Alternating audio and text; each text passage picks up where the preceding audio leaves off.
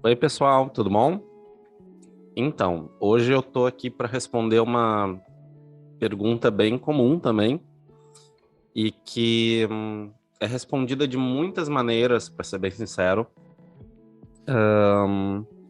E eu vou dar aqui a minha opinião enquanto, ou melhor, mais do que minha opinião, a minha experiência enquanto cartomante, enquanto professor de tarô, enquanto estudante de tarô. Essa pergunta é: como aprender tarô?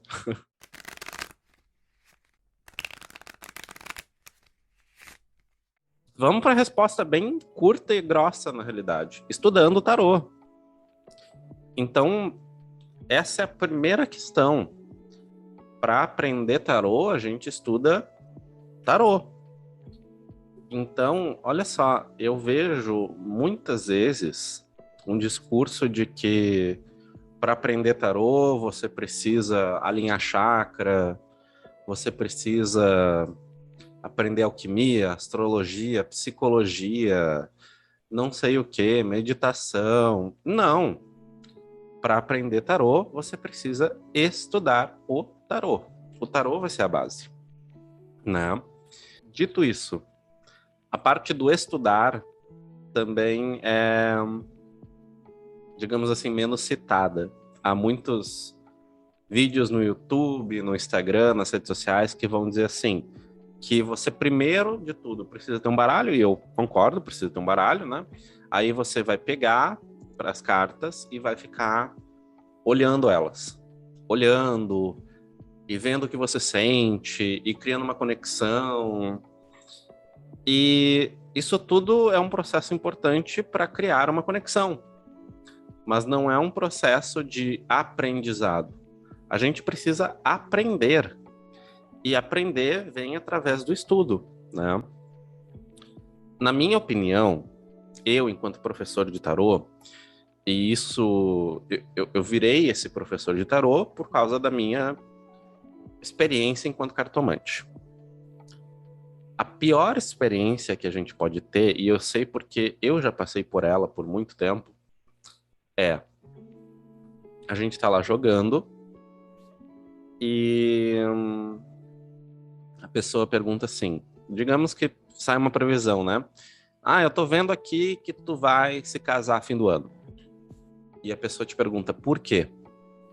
A pior coisa que alguém pode nos provocar é no sentido de a gente ver algo e não saber por quê.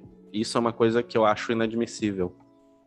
Que daí a gente cai em balela. A gente começa a botar a culpa nas estrelas, na sincronicidade, e eu acho extremamente importante que a gente entenda por que que a gente está dizendo o que a gente está dizendo, né? Então, assim, por isso que o meu curso, por exemplo, ele é muito baseado na história do tarô. No momento em que eu entendo que o nome do mago envolve uma noção específica, eu entendo por que que o mago significa, entre muitas coisas, mentira. Aí eu entendo que historicamente isso tem uma relação. Então, né, nesse sentido, eu tô sempre com um chão firme na minha prática. E eu acho isso essencial, eu acho isso essencial. Uma coisa que eu vejo muito é pessoas que tentam estudar já de início através do método comparativo. Então, pessoas que não sabem tarô, compram 5 baralhos e começam a comparar as cartas. Eu acho isso no início, se você faz especialmente de maneira autodidata, um pouquinho complicado. Porque a grande questão é, deixa eu ver se eu tenho algum tarô aqui que eu possa usar de exemplo. Aqui, peraí. Tá. Isso aqui é o tarô do Garrett Knight, que os meus gatos rasgaram a caixa. Mas enfim, vamos lá. Digamos que eu vou fazer um estudo, né, e eu vou comparar. E aí eu vou pegar... Deixa eu pegar um arcano maior aqui. Eu vou pegar...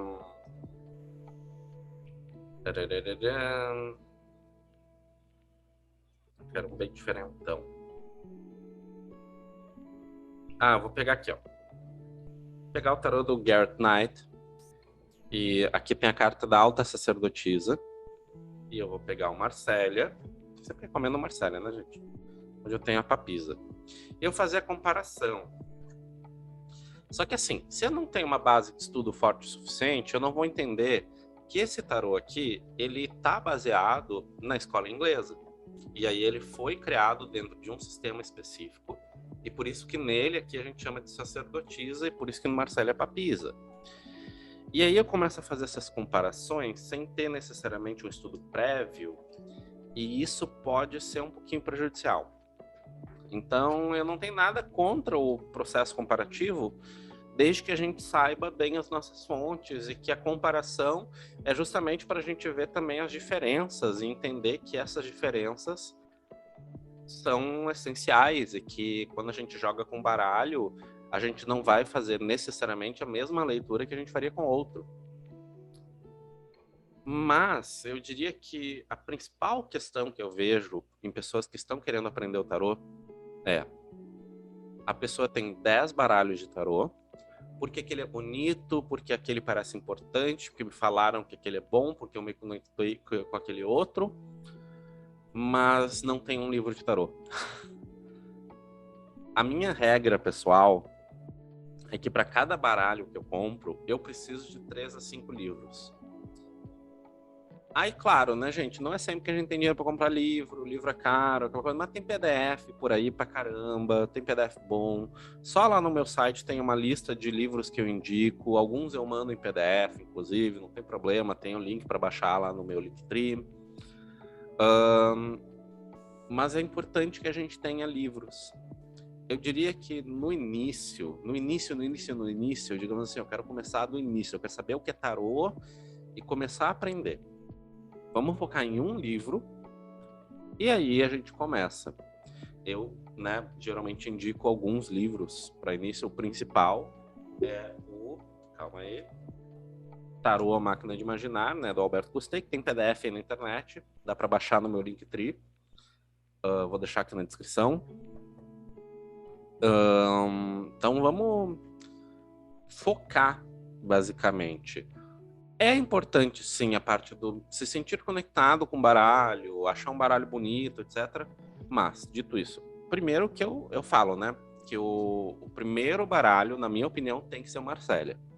Porque a partir do Marsella, tu tem um chão firme o suficiente para aprender todo e qualquer baralho de tarô depois. Então vamos começar pelo Marsella. É alguma coisa que eu acho muito importante. É isso, vamos ter uma estrada segura, tá? Então, assim, não tem uma coisa além de estudar. E é estudar o tarô. Não se deixe cair na armadilha de achar que para aprender tarô você vai precisar aprender alquimia, astrologia, psicologia. Isso daí são outras matérias. São outras questões. O tarô é um sistema completo. Ele é hermético, ele é selado em si mesmo. Então, tu não precisa, para aprender tarô, aprender outra coisa. É quase como se eu te dissesse que para aprender a falar italiano, tu precisa aprender a falar francês. Não, tu não precisa.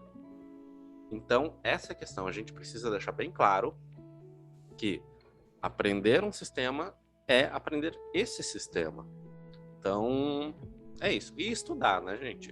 Criar uma rotina de estudo mesmo. O que eu acho importante na rotina de estudo. Sim, ter o baralho. Sim, tu estudar as questões básicas, que é o quê? A história dessa carta, por que ela significa o que ela significa, a questão imagética. E, de novo, nesse quesito, o Marsella é essencial. Porque o Marsella, ele vai ser o primeiro, digamos, baralho mais completo, mais formado nesse sentido. E aí todos os outros baralhos se baseiam nele. E aí a gente tem um chão bem mais firme. Além disso, uma outra questão vai ser: a gente tem que praticar. Eu não estou dizendo que tem que sair jogando enlouquecidamente, já pensando em profissionalismo, esse tipo de coisa. Mas algum tipo de prática tem que ser feita. Aí entramos na questão que é jogar tarô para si, jogar tarô para os outros. Eu recomendo um pouquinho dos dois. Questões muito delicadas, sinceramente, a gente não vai saber jogar pra gente mesmo. Não vai. Ah, eu quero saber se vou curar esse trauma. Se é uma coisa que mexe muito comigo, eu não vou ter a objetividade de olhar para aquelas cartas e conseguir enxergar isso. Claro, por um lado, é um exercício de treinamento, né? Onde eu consiga realmente, digamos assim, reforçar e treinar esse músculo da objetividade. Mas aí se usar como cobaia é meio complicado, né?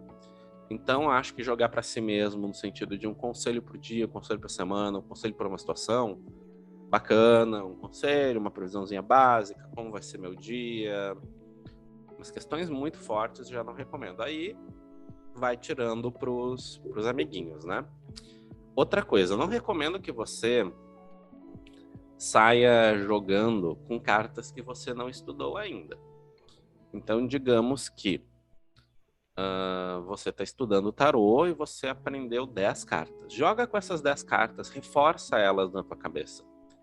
Vê como elas se comportam em jogo. Não adianta tu aprender 10 e querer jogar com 32 agora. Ai, mas não é a mesma coisa. Não, não é, mas é que tu é estudante. Tu tá recém no início. Eu fiz isso, gente. Era assim que eu fazia. Eu ia de 5 em 5 cartas. Até pegar todos os arcanos maiores. Os arcanos menores, sabe como eu aprendi?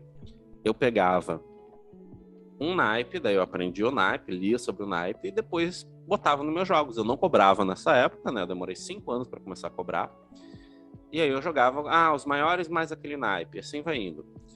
Isso é importante, a gente tem que ir fazendo aos poucos, não dá pra gente ter pressa. Não é uma coisa que a gente vai aprender em 3 meses e sair jogando profissionalmente. Pode acontecer? Pode. Mas não é assim com 99,9% das pessoas. A gente nunca vai parar de estudar. Então, a gente não pode florescer e florear tanto esse caminho, esquecer que ele exige um estudo, ele exige uma seriedade, tá? E é isso. Tendo alguma dúvida, algum comentário, deixa aqui nos comentários, ativa o sininho, dá like, se inscreve no canal, por favor. Esse tipo de coisa sempre ajuda a gente que trabalha de forma independente, né?